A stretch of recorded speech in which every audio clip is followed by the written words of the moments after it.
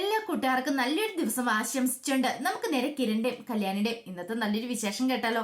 അങ്ങനെ ഇന്നത്തെ വിശേഷത്തില് പ്രകാശൻ ലക്ഷ്മി അമ്മയ്ക്ക് വലതു വെച്ച് ഇങ്ങനെ വരുവാണ്. അങ്ങനെ വലതു വെക്കുന്ന സമയത്തും പ്രകാശന് ആ ആചാരമൊന്നും അത്രയ്ക്ക് അങ്ങോട്ട് ഇഷ്ടപ്പെടുന്നുണ്ടായിരുന്നില്ല. അങ്ങനെ വലതു വെച്ച് വന്ന് ലക്ഷ്മിയമ്മ ഇരിക്കുവാണ്. ഈ സമയത്ത് കാർത്തിക പറഞ്ഞു, അതെ ചടങ്ങ് തീർന്നിട്ടില്ല എന്ന് പറയണം. അപ്പോഴേക്കും കാർത്തികയുടെ ബന്ധുവാന്ന് പറഞ്ഞ ഒരാൾ വന്നിട്ട് പറഞ്ഞു, അതെ ഇത് മാത്രമല്ല, ഇനി കാല് കഴുകുന്ന ചടങ്ങ് കൂടെ ഉണ്ട്, വധുവിന്റെ കാല് കഴുകണമെന്ന് പറയാണ്. ഇത് കേട്ടത് പ്രകാശിനെ ഓർത്തു, ഇങ്ങനൊരു ആചാരോ ഇതിനു മുമ്പൊന്നും കേട്ടിട്ട് പോലുമല്ലോ. സാധാരണ വരനെ കാല് കഴുകി അകത്തേക്ക് സ്വീകരിക്കാറുണ്ട്, പക്ഷെ ഇതിപ്പോ വധുവിന്റെ കാല് കഴുകാനായിട്ട് ഇതെന്താ ഇങ്ങനെയൊക്കെ. ഒരു ചിലപ്പോ ഇത് തമിഴ്നാട്ടിലുള്ള ആചാരമായിരിക്കണം. അങ്ങനെയാണെങ്കിൽ അങ്ങനെ കല്യാണമല്ലേ, ആദ്യമായിട്ട് എന്ത് ആചാരം വേണം നടത്താലോ. പിന്നീട് ലക്ഷ്മിയമ്മ തന്റെ കാല തട്ടത്തിനകത്ത് കയറ്റി വെക്കുക. പ്രകാശൻ അങ്ങനെ ആ കാല് കഴുകുവാണ്. ഇത് കണ്ട് സംതൃപ്തിയോട് കൂടിയിട്ട് കല്യാണി കാർത്തികയൊക്കെ നിൽക്കുകയാണ്. ഇത് കഴിഞ്ഞ് കഴിഞ്ഞപ്പം ഭാനുമതി മുത്തശ്ശി വെച്ചു, അല്ല ഇനിയിപ്പോ താലി കെട്ടാലോ അല്ലേ. താലി കെട്ടാ ഇനി കുഴപ്പമൊന്നുമില്ലെന്ന് പറയണേ. ആ സമയത്ത് ഓഡിറ്റോറിയത്തിരുന്ന് ബാലനോട് രാജപ്പണം പറഞ്ഞു, ഞാൻ ഈ നാടായ നാടൊക്കെ നടന്നു, എന്നിട്ട് എനിക്കൊരു പെണ്ണ് കിട്ടിയോ. ഇപ്പൊ തന്നെ കണ്ടില്ലേ, അവൻ ഈ വയസ്സനാകാലത്ത് പ്രകാശന് 55ാമത്തെ വയസ്സിലൊരു പെണ്ണ് കിട്ടുന്ന പറയാ. അതെ, നിങ്ങൾ പെണ്ണിനെ മാത്രമല്ല ചോദിച്ചേ, ശ്രീധരൻ കൂടെ ചോദിച്ചില്ലേ. ഈ പ്രായമായ കാലത്ത് നിങ്ങൾക്ക് ആരാടോ ശ്രീധരൻ തരുന്നേ എന്ന് രാജപ്പനോട് ബാലൻ ചോദിക്കോ. അത് ശരിയാ, ആ കാര്യം ഞാൻ അങ്ങോട്ട് മറന്നു. ഒരു കണക്കിന് നോക്കിയിട്ടുണ്ടെങ്കിൽ ശ്രീധരൻ തന്ന് എന്നെ ആരും കല്യാണം കഴിക്കാനൊന്നും പോകുന്നില്ലെന്ന് പറയണം. ഈ സമയം ഭാനുമതി മുത്തശ്ശി പറഞ്ഞു, എന്നാ പിന്നെ ഇനി താലി കെട്ടിയാലോ എന്ന് ചോദിക്കണം. അതെ, ഇനി താലി കെട്ടലും മുഹൂർത്തം നടത്താന്ന് പറയണം. വിക്രം ചോദിച്ചു, അതിനു മുമ്പെങ്കിലും ദേ പെണ്ണിന്റെ മുഖം കാണിക്കൂല അല്ലെ. ഉറപ്പായിട്ടും കാണിക്കുമെന്ന് പറയണം. താലി കെട്ടുന്നതിന് മുമ്പ് ആ മുഖം കാണിക്കുമെന്ന് പറയാം.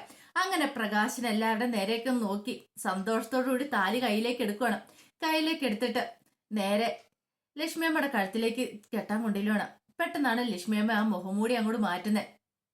ആ സാരിത്തലപ്പ് അങ്ങോട്ട് മാറ്റി. സാരിത്തലപ്പ് മാറ്റിയതും പ്രകാശൻ ഒരു നിമിഷം ഞെട്ടിപ്പോയി. ആ താലി ഇരുന്ന കൈ അങ്ങോട്ട് പ്രകാശന്റെ വിറച്ചു. നീയോ എന്നുള്ള രീതിയിൽ ഇങ്ങനെ ഇരിക്കണം. പെട്ടെന്ന് ലക്ഷ്മിയമ്മ പറഞ്ഞു, കെട്ടടാ. എടാ കെട്ടാനാ പറഞ്ഞേ, നീ എന്താ കെട്ടാത്തെ, നീ എന്താ നോക്കി നിൽക്കുന്നേ, ഇപ്പൊ നിനക്ക് കെട്ടണ്ടേ എന്ന് ചോദിക്കുക. ഇത് കേട്ടുകഴിഞ്ഞപ്പോഴത്തേനും പ്രകാശന് തലയിൽ ഇടുത്തി വീണ അവസ്ഥ. പ്രകാശൻ ഇങ്ങനെ ഞെട്ടിത്തെറിച്ച് അതേ നിപ്പ് തന്നെ സ്റ്റാച്ചു പോലെ ഇങ്ങനെ നിൽക്കുകയാണ്. പ്രകാശൻ അനങ്ങാൻ പോലും പറ്റുന്നില്ല അവിടുന്ന്. അത്രയ്ക്ക് വലിയൊരു അടിയാ, കൂടം കൊണ്ട് തലയ്ക്ക് അടിയേറ്റ പോലെ പ്രകാശൻ ഇങ്ങനെ നിൽക്കുക. ആ സമയത്ത് വിക്രമും ഭാനുമതി മുത്തശ്ശിയൊക്കെ ആ കാഴ്ച കൊണ്ട് ഞെട്ടി. പെട്ടെന്ന് ലക്ഷ്മി അവിടെ നിന്ന് എഴുന്നേറ്റിട്ട് നേരെ കാർത്തികയുടെ അരിയിലേക്ക് വരുവാണ്. എനിക്കിന്ന് ആരാന്നറിയോ, എന്റെ മോളാണ്. നിങ്ങള് കുറെ കാലം മുമ്പ് ചോരക്കുഞ്ഞിനെ ഉപേക്ഷിച്ച് കളഞ്ഞില്ലേ, അന്ന് ഞാൻ എടുത്തു വളർത്തിയ എന്റെ മോള്. അന്ന് ഇവള് മരിച്ചിട്ടുണ്ടായിരുന്നില്ല, ആ മോളാടാ ഈ നിൽക്കുന്നതെന്ന് പറയാം. ഇത് കേട്ടതും ഭാനുമതിയമ്മയും വിക്രമും പരസ്പരം നോക്കുവാണ്.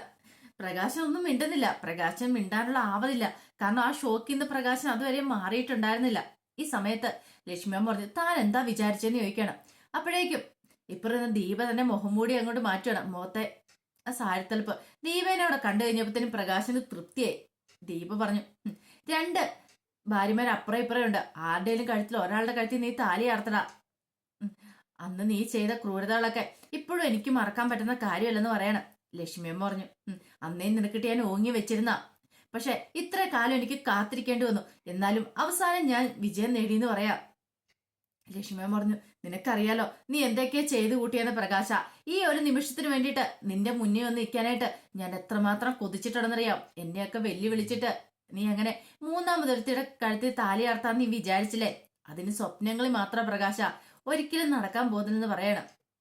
ഇത് കേട്ടപ്പോൾ ലക്ഷ്മിയമ്മ പറഞ്ഞു, ഇയാൾ ചെയ്ത ക്രൂരത ഒരിക്കലും പൊറുക്കാൻ പാടില്ലാത്ത ഇയാള് മാത്രല്ല, ഇയാളുടെ അമ്മയും ഇയാളൊക്കെ ചേർന്നിട്ട് അന്ന് ആ ചോരക്കുഞ്ഞിനെ ഓടയിൽ ഉപേക്ഷിച്ചിട്ട് പോകുന്ന സമയത്ത് ഞാൻ എത്രമാത്രം വേദനിച്ചിട്ടുണ്ടെന്ന് അറിയാവോ. ഇത് കേട്ടെന്ന് ദീപ് പറഞ്ഞു. അതിനുശേഷം നേരെ എന്റെ അടുത്തേക്കാ വന്നേ. എന്നെ പെണ്ണ് കാണാനായിട്ടാ ഇയാള് വന്നത്. പെണ്ണ് കാണുക മാത്രമല്ല, കല്യാണമോള് ജനിച്ചു കഴിഞ്ഞപ്പോ ആദ്യത്തെ കുഞ്ഞിനെ ഇവന് കൊന്നില്ല, പക്ഷെ രണ്ടാമത്തെ കുഞ്ഞിനെ ഇവന് കൊല്ലാൻ നോക്കി. പെൺകുഞ്ഞായതുകൊണ്ട് കല്യാണിമോളെ കൊല്ലാനായിട്ട് നോക്കി. പക്ഷെ ഭാഗ്യം കൊണ്ട് കല്യാണിമോള് രക്ഷപ്പെട്ടത്. അന്ന് അവൾക്ക് എന്തേലും സംഭവിച്ചു പോയായിരുന്നെങ്കിലോ. ഇത് കേട്ടതും കല്യാണി പറഞ്ഞു, അല്ലെങ്കിൽ തന്നെ ചത്ത് ജീവിച്ചോലെ ഞാൻ ജീവിച്ചോണ്ടിരുന്നേ. ചെറുതിലെ ഞാൻ അതുപോലെ തന്നെ ഞാൻ അത്രയ്ക്ക് അങ്ങോട്ട് അനുഭവിച്ചിട്ടുണ്ട്. കാരണം എല്ലാ കുട്ടികളും സ്കൂളിലൊക്കെ പോണ സമയത്ത് എനിക്ക് സ്കൂളിൽ പോകാൻ ആഗ്രഹം ഉണ്ടായിരുന്നു. ആ സമയത്ത് പാലും പാത്രം കയ്യിലെന്തി വീട് വീടാതനം കയറി ഇറങ്ങുമായിരുന്നു ഞാൻ. നിങ്ങളിപ്പോ പുന്നരിച്ചു കൊണ്ടിരുന്ന ഈ മകനുണ്ടല്ലോ, അവനെ വീട്ടിൽ കയറ്റിയിരുത്തി നിങ്ങൾ അവനെ തീറ്റി പോയിട്ടുമായിരുന്നു. അന്നൊക്കെ എന്റെ കണ്ണ് നിറഞ്ഞിട്ടുണ്ട്. എത്രമാത്രം ഞാൻ കരഞ്ഞിട്ടുണ്ടെന്നറിയാവോ? അതിനൊക്കെയുള്ള ശിക്ഷയാണ് നിങ്ങൾക്കിപ്പം ദൈവം തന്നിരിക്കുന്നത്. നിനക്ക് മാത്രമല്ല, നിങ്ങളുടെ അമ്മയെന്ന് പറയുന്ന ഇതേ ഈ മുത്തശ്ശിക്കാന്നുള്ള ശിക്ഷ കിട്ടിയേക്കെന്ന് പറയണം. വിക്രം പറഞ്ഞു, ഒന്ന് നിർത്തണേന്ന് പറയണം. കിരൺ പറഞ്ഞു, എന്താടാ എന്താ? അവള് പറയട്ടടാന്ന് പറയണം. അവള് പറഞ്ഞു തീരട്ടെ, നീ എന്തിനാ ഇങ്ങനെ ശോഭിക്കുന്നതെന്ന് ചോദിക്കുകയാണ്. കാർത്തി പറഞ്ഞു, എന്താ വിചാരിച്ചോണ്ടിരുന്നേ? പിന്നെ കമ്പനി കയറി അങ്ങോട്ട് MD സ്ഥാനം കൈയടിക്കാൻ അങ്ങോട്ട് ഭരിച്ച് അങ്ങനെ സുഖിച്ച് ജീവിക്കാന്നുള്ളതോ? ഇത്രയും കാലമായിട്ട് നിനക്കൊന്നും മനസ്സിലായില്ലേ ഞാൻ നിന്റെ സ്വന്തം ചോരയാന്നുള്ള കാര്യം? സമ്മതിച്ചു തന്നിരിക്കുന്നു. ഒന്നുമല്ലെങ്കിലും നേരത്തെ മനസ്സിലാവണ്ടായിരുന്നു പറയണം. ഈ സമയം ഓഡിറ്റോറിയത്തിൽ ഇരുന്ന ബാലൻ പറഞ്ഞു, അതെങ്ങനെയാ? നമ്മൾ പറഞ്ഞ നമ്മൾ ആരും വിശ്വസിക്കില്ല, നമ്മൾ പറഞ്ഞ വാക്കുകളൊന്നും ആരും തിരിച്ചറിയത്തില്ല എന്ന് പറയണം. ഇത് കേട്ട് കഴിഞ്ഞപ്പോഴത്തേനും രാജപ്പണം ചോദിച്ചു, എന്താ ബാല അങ്ങനെ പറഞ്ഞേ? അല്ല, മുമ്പ് ഞാൻ പറഞ്ഞിട്ടുണ്ടായിരുന്നു പലതും. എന്ത്?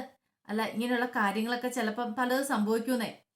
എടാ ഒന്ന് മിണ്ടാതിരിക്കുക, എന്റെ പണം എനിക്ക് ചിന്തിക്കാൻ പോലും പറ്റുന്നില്ലെന്ന് പറയണം. പണം, ഇനി പണത്തെ കുറിച്ചൊക്കെ നമുക്ക് പിന്നീട് ആലോചിക്കാൻ രാജപ്പണ്ണ, ഒന്ന് സമാധാനമായിട്ടിരിക്കാൻ പറയണം. ഈ സമയം കാർത്തിക പറഞ്ഞു, ഇനി സമാധാനമായല്ലോ. ഇത് കേട്ട് കഴിഞ്ഞപ്പോഴത്തേനും വിക്രം പറഞ്ഞു, ബാച്ച നമുക്കിനി ഒരു നിമിഷം പോലും ഇരിക്കേണ്ടെന്ന് പറയണം. ഇത് കേട്ട് കഴിഞ്ഞപ്പോഴത്തേനും കാർത്തിക പറഞ്ഞു, എങ്ങോട്ടാ പോണേ? അതെ, എന്റെ വീട്ടിലേക്കാനും പോയി കേറിയാണ്ടല്ലോ, വിവരം അറിയുമെന്ന് പറയാണ്. എങ്ങോട്ടാന്ന് വെച്ചാൽ ഇറങ്ങിക്കോണം. തന്തയും തള്ളേ മക്കളും എല്ലാരും കൂടെ കൂടിയിട്ട് മേലെ ആ വീടിന്റെ പടി പോലും ചവിട്ടിയേക്കില്ല. അവിടെ കയറാനുള്ള യോഗ്യത പോലും നിൽക്കുന്നില്ല, അറിയാലോ എന്ന് പറയാണ്. ഇതെല്ലാം കേട്ട് കഴിഞ്ഞപ്പോഴത്തേനും അത്ര സമയം പ്രകാശം മിണ്ടാതിരിക്കുകയാണ്. അവസാനം പ്രകാശൻ ചാടി എഴുന്നേറ്റിട്ട് പറഞ്ഞു, നിർത്താൻ പറയണം. തലയിൽ നിന്ന് തൊപ്പിയൊക്കെ വലിച്ചെറിഞ്ഞു. അവിടെ ഇരുന്ന സാധനങ്ങളൊക്കെ വലിച്ചെറിയുവാണ്. ഭ്രാന്ത് പിടിച്ചൊരു അവസ്ഥയായിപ്പോയി പ്രകാശന്. ഇത്രയൊന്നും പ്രതീക്ഷ കാര്യമായിരുന്നില്ലല്ലോ. പ്രകാശൻ പറഞ്ഞു, അതെ, ഞാൻ പെൺകുട്ടികളെ വെറുക്കുന്നവനാ. ഇപ്പോഴും ഞാൻ അങ്ങനെ തന്നെയാ. എനിക്ക് പെണ്ണുങ്ങളെ ഇഷ്ടമില്ല. ഞാൻ വെറുക്കുക തന്നെ ചെയ്യും. ആർക്കാ എന്നെ തടയാൻ പറ്റുന്നേ? ആർക്കാ എന്നെ എന്തെങ്കിലും ചെയ്യാൻ പറ്റുന്നേ? ചെയ്യാൻ പറ്റുന്നവരൊക്കെ ചെയ്യും എന്നും പറഞ്ഞോണ്ട് നെഞ്ചു വിരിച്ച് പ്രകാശനം കൊണ്ട് നിൽക്കുകയാണ്. പ്രകാശനം അങ്ങ് തകർന്നു പോയിട്ടുണ്ടായിരുന്നു. ഇത്ര സമയത്ത് ആ ഷോക്കിൽ നിന്ന് പ്രകാശം പതുക്കെ എഴുന്നേറ്റിട്ട് അങ്ങനെ അങ്ങ് നടക്കാൻ തുടങ്ങിയിട്ട് വിക്രത്തോടും ഭാനുമതിയമ്മയോടും പറഞ്ഞു വരാൻ പറയണം. അങ്ങനെ വിക്രം പറഞ്ഞു, കാണാം, നിന്നെയൊന്നും വെറുതെ വിടാൻ ഞാൻ ഉദ്ദേശിച്ചിട്ടില്ല. ഈ വിക്രം ആരാ നിനക്കൊന്നും ശരിക്കും അറിയില്ല, എല്ലാത്തിനും ഞാൻ കാണിച്ചു തരാന്ന് പറയണം. വാ അമ്മയെന്ന് പറഞ്ഞിട്ട് മുത്തശ്ശി എന്നും പറഞ്ഞിട്ട് മുത്തശ്ശിയുടെ കൈയും പിടിച്ചുകൊണ്ട് ഇറങ്ങുവാണ്.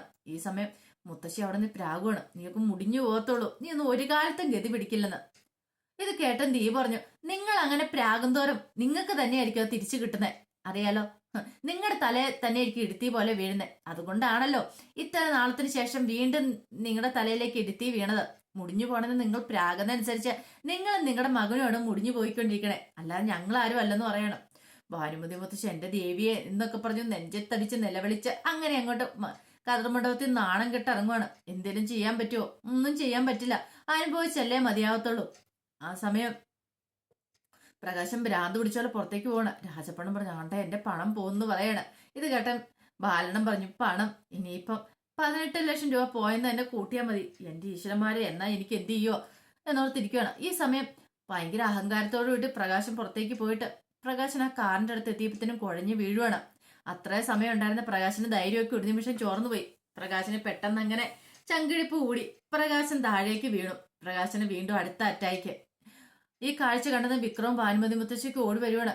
ഇത് എന്റെ കൃഷ്ണ, എന്റെ ഗുരുവായൂരപ്പ, പിടിക്കണം മോനെ, എത്രയും പെട്ടെന്ന് പിടിക്കുക. അടിവിന് എന്തെങ്കിലും സംഭവിച്ചു പോയി ഞാൻ പിന്നെ ജീവനോടെ ഇരിക്കില്ല എന്നൊക്കെ പറയണ. അങ്ങനെ അവസാനം പ്രകാശനെ കാറിനകത്തേക്ക് കയറ്റി കൊണ്ടുപോവാണ്, ഹോസ്പിറ്റലിലേക്ക് കൊണ്ടുപോവാ.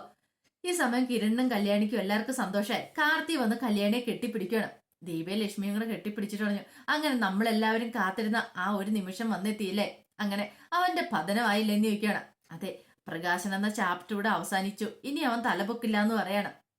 ഈ സമയം ഹോസ്പിറ്റലിലേക്ക് പോയിട്ട് പ്രകാശനെ നേരെ ICUലേക്ക് കൊണ്ടുപോകണം. അങ്ങനെ അതിനകത്തേക്ക് കയറി കഥ അടച്ചു. എന്ത് ചെയ്യണമെന്ന് അറിയത്തില്ലാതെ ഭാനുമതിയമ്മ വിക്രം അവിടെ പുറത്ത് നിൽക്കുവാണ്. ഇനിയിപ്പോ എന്ത് സംഭവിക്കാം? ഈ സമയം ഭാനുമതിയമ്മ പറഞ്ഞു, എടാ മോനെ, പ്രകാശൻ എന്തേലും എനിക്കറിയത്തില്ല, ആകപ്പാടെ വിഷമ, അവനെന്തേലും സംഭവിച്ചിട്ടുണ്ടെങ്കിൽ മുത്തശ്ശി ഒന്ന് വിഷമിക്കായിരിക്കും മുത്തശ്ശി, എന്നാലും അവരിങ്ങനെ ചെയ്യുമെന്ന് നമ്മൾ ഒരിക്കലും പ്രതീക്ഷയാണോ മോനെ ഒന്ന് ഓർത്ത് വയ്ക്ക്. ഇത്രയും കാലം കൂടെ ഉണ്ടായിട്ട് ഈ ഇത്രയും വലിയ ചതി, അത് ശരിയാ മുത്തശ്ശി, ഇത്രയും വലിയൊരു ചതിയെന്ന് നമ്മൾ പ്രതീക്ഷിച്ചില്ല. എന്തായാലും കൂടെ ഉണ്ടായിട്ട് ആ കാർത്തിയെന്ന് പറയുന്നവള്, അവള് ചെയ്ത ചതി ഇതൊരിക്കലും പൊറുക്കാൻ പറ്റില്ല. അച്ഛൻ പറഞ്ഞു കേട്ടോ, അച്ഛൻ അത്ര സ്നേഹിച്ചു വരുമായിരുന്നു അവളെ, ആ കാർത്തിയനെ. ആ സമയത്ത് എങ്ങനെ ഒന്നെന്ന്. ഇനിയിപ്പോ അവള് സ്നേഹിച്ചാൽ എന്താ, സ്നേഹിച്ചില്ലെങ്കിൽ എന്താ? അല്ലടാ മോനെ, ഞാനൊരു കാര്യം ചോദിച്ചോട്ടെ, ഇതേ കമ്പനി 10-12 കോടി രൂപയുടെ ലാഭം ഉണ്ടെന്നല്ലേ പറഞ്ഞേ. ഈ കണക്കിനാണെങ്കിൽ അവള് നിനക്ക് എന്തെങ്കിലും തരുമോന്ന് ചോദിക്കാം. തരാതിരിക്കാ ഇരിക്കട്ടെ, ഞാൻ എന്താ ചെയ്യണമെന്ന് കാണിച്ചു കൊടുക്കാം. മൂന്നെണ്ണത്തിന് ഞാൻ കുത്തി മലർത്തുള്ളൂ. ദേ, ആ കാർത്തികനെയും ആ ലക്ഷ്മിനെയും അവരെയൊക്കെ ഞാൻ വെറുതെ വിടത്തില്ല. എനിക്ക് കിട്ടേണ്ട വീതം എനിക്ക് കിട്ടിയിരിക്കണം. ഇത്രയും നാളും ചോര നീരാക്കി കഷ്ടപ്പെട്ടുണ്ടാക്കിയതാ.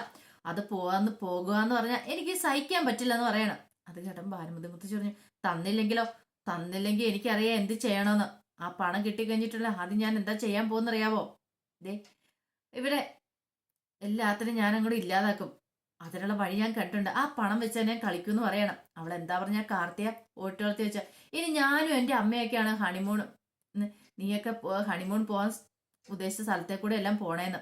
അപ്പൊ അവരിനി ടൂർ ആയിരിക്കുന്നു. അത് മാത്രമല്ല, ആ വീട്ടിലേക്ക് കയറിപ്പോലെന്നല്ലേ പറഞ്ഞേ. അവിടെ ഇന്നു മുതൽ അവരാണ് താമസിക്കണമെന്ന്. ആ മണിയറയില് അവളും അവളുടെ അമ്മയും കൂടെ കിടക്കാൻ പോണേന്ന്. അതൊക്കെ എന്റെ നെഞ്ചിനകത്ത് ഇങ്ങനെ വിങ്ങിക്കിടക്കുക. ഒരിക്കലും ഞാൻ വെറുതെ വിടാൻ പോകുന്നില്ല അവളെ. ആരാന്ന് കാണിച്ചു കൊടുക്കും ഈ വിക്രം. അല്ലട മോനെ, ഇനി എനിക്ക് എന്റെ മോനെ ജീവനോടെ കാണാൻ പറ്റുമോ പ്രകാശനെ? എനിക്ക് അത് ഓർത്തിട്ട് നല്ല പേടിയാണെന്ന് പറയാ. അച്ഛമ്മയൊന്നും വിഷമിക്കാതിരിക്കുക, ഒന്നും സംഭവിക്കില്ലെന്ന് പറയണം. എന്നാലൂടെ മോനെ, ഇത്രയ്ക്ക് നമ്മൾ പ്രതീക്ഷിച്ച കാര്യമാണോ? ഇല്ല അച്ഛമ്മ, ഞാൻ അങ്ങനെ വെറുതെ വിടാൻ ഉദ്ദേശിച്ചിട്ടില്ല. കാരണം ഒരു കാരണവശാൽ അവളിനി സ്വൈര്യത്തോടെ പുറത്തിറങ്ങി നടക്കത്തില്ല. ഈ വിക്രമാ പറയണേ, എല്ലാത്തിനും ഞാൻ തീർത്തു കളയും എന്നും പറഞ്ഞിട്ട് വിക്രം ഒരു ശബ്ദമൊക്കെ ചെയ്യുകയാണ്. അപ്പൊ അതിന്റെ വിശേഷങ്ങളൊക്കെ എന്ന് നമ്മൾ കണ്ടത്. ഇതിന്റെ ബാക്കി വിശേഷങ്ങളുമായിട്ട് വൈകുന്നേരത്തെ പ്രമോയി വരാട്ടോ. അങ്ങനെ പ്രകാശൻ എന്ന ചാപ്റ്റർ അവിടെ ക്ലോസ് ആവുകയാണ്. ഇനിയിപ്പൊ പ്രകാശൻ ഉടനെ ഒന്നും തലപൊക്കില്ല. കാരണം പ്രകാശൻ അറ്റാക്ക് വന്ന് ജീവനും മരണത്തിനിടെ പോരാടിക്കൊണ്ടിരിക്കുക. അപ്പൊ ഒരിക്കൽ കൂടി എല്ലാവർക്കും നല്ലൊരു ദിവസം ആശംസിച്ചു നിർത്തുന്നു. നന്ദി.